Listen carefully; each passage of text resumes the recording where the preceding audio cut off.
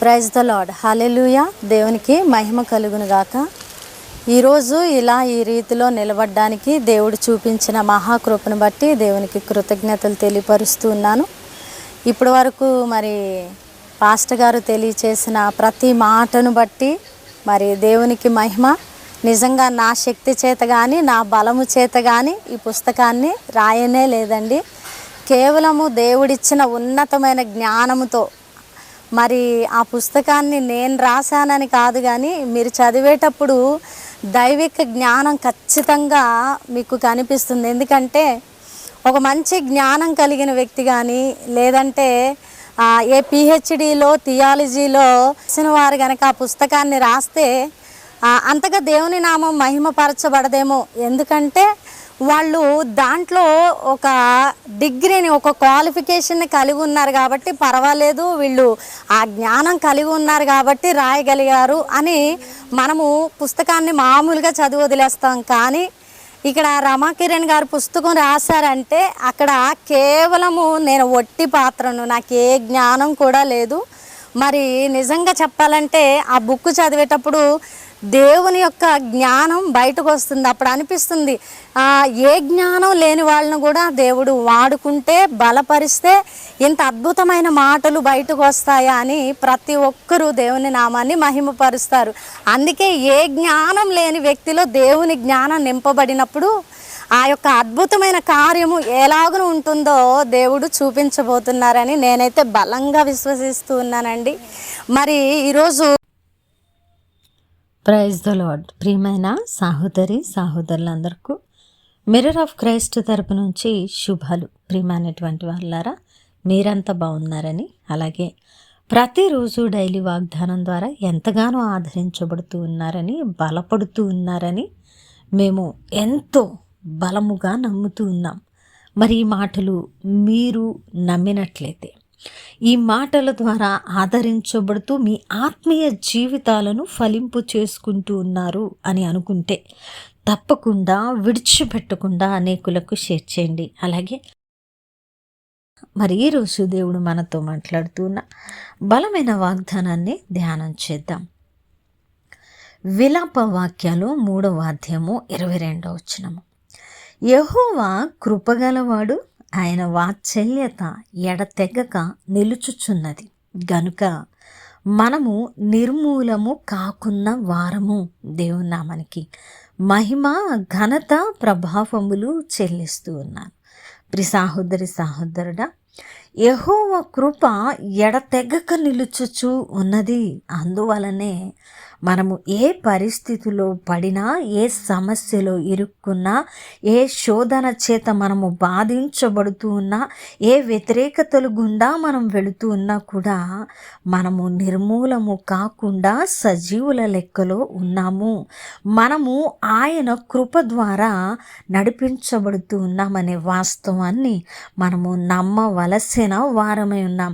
ప్రియమైనటువంటి వాళ్ళారా, మరి ఎంతోమంది గతించిపోయారు, మనం ఎందుకు సజీవుల లెక్కలో ఉన్నాం?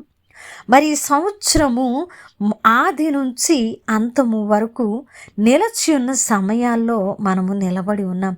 ఈ 12 నెలలు దేవుడు మనల్ని కాచి కాపాడుతూ ఆయన వాత్సల్యము మన పట్ల ఎడతెగగా ఉండడాన్ని బట్టి మాత్రమే జరిగి ఉన్న కార్యము.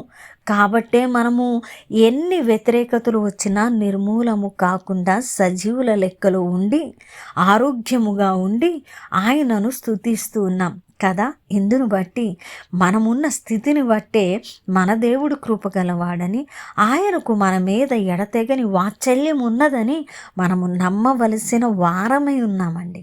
కాబట్టి ఈరోజు నువ్వు ప్రార్థిస్తున్న ప్రార్థనలకు జవాబులు రాలేదని, నీ సమస్యలు ఇంకా కట్టబడలేదని, నీకంటే మంచి స్థితిలో ఉన్న వారిని చూచి నా బ్రతుకు ఎందుకు ఇలాగ ఉన్నది అని ప్రశ్నించక, ఈరోజు సజీవుల లెక్కలో ఉంచిన దేవుడు కృప నీకున్నదని, ఆయన వాత్సల్యతని ఎడతెగక ఉండడాన్ని మాత్రమే, ఆయన వాత్సల్యత ఎడతెగక నీ మీద ఉండడాన్ని బట్టి మాత్రమే నువ్వు నిర్మూలము కాకుండా ఈరోజు ఉన్నావని నమ్ము. అక్కడ నువ్వు తృప్తి చెందితే, ఈ విషయంలో నువ్వు తృప్తిని అనుభవిస్తే, నీవు ప్రార్థించిన ప్రార్థనలకు జవాబులు లేట్ అయినా నిరీక్షణ కలిగి ఎదురు చూడగలుగుతావు. నువ్వు తృప్తి చెందినప్పుడు, ఆయన వాత్సల్యత గలవాడని నమ్మినప్పుడు, నీ సమస్యలు నిన్ను ఇబ్బంది పెట్టవు, సమాధానపరుస్తాయి. ఆయన మీద విశ్వాసాన్ని, నీకు ఎక్కువ నమ్మకాన్ని కలుగజేస్తుంది. కాబట్టి నమ్ము, ఆయన కృపగలవాడు, వాత్సల్యత కలిగిన దేవుడు. కాబట్టి మనం నిర్మూలము కాలేదు. ఈ వాగ్దానాన్ని హృదయపూర్వకంగా నమ్ముదాం, నమ్మి ఆయన తట్టు తిరుగుదాం. వినవాక్యము ఫలింపు కొరకు ప్రార్థన. పరిశుద్ధుడా, ప్రేమ కలిగిన తండ్రి, అయా నీ వాత్సల్యత, నీ కృప ఎడతెగక ఉండడాన్ని బట్టి మాత్రమే మేము సజీవుల లెక్కలో ఉన్నాం, నమ్ముతున్నాం ప్రభువా. అయా మేము ఈరోజు నశించిపోవడానికి, గతించిపోవడానికి ఎన్నో పరిస్థితులు వచ్చాయి, కానీ నీ కృప ఉండడాన్ని బట్టి మాత్రమే మేము నిలిచి ఉన్నాం.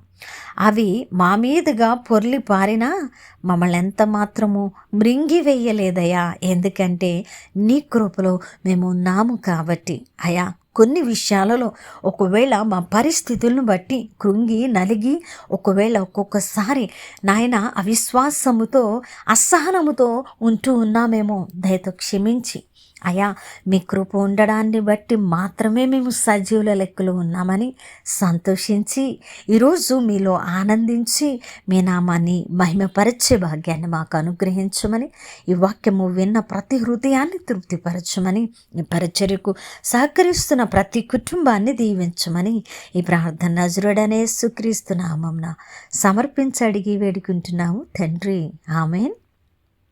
ప్రియమైన దేవుని బిడ్డలారా, విన్న వాక్యాన్ని షేర్ చేయండి, సహకరించండి, మరచిపోకండి. యథార్థమైన, బలమైన, వృద్ధి చెందుతున్న పరిచర్య, దేవుని కృప, ఆయన వాత్సల్యముతో నడుస్తున్నటువంటి పరిచర్య. ఆలోచించకండి. విత్తడానికి మీరు ఒక అడుగు ముందుకు వేయండి, దేవుడు 100 అడుగులను నడిపిస్తారు. దేవుడు మిమ్మల్ని దీవించును గాక. ఆమెన్.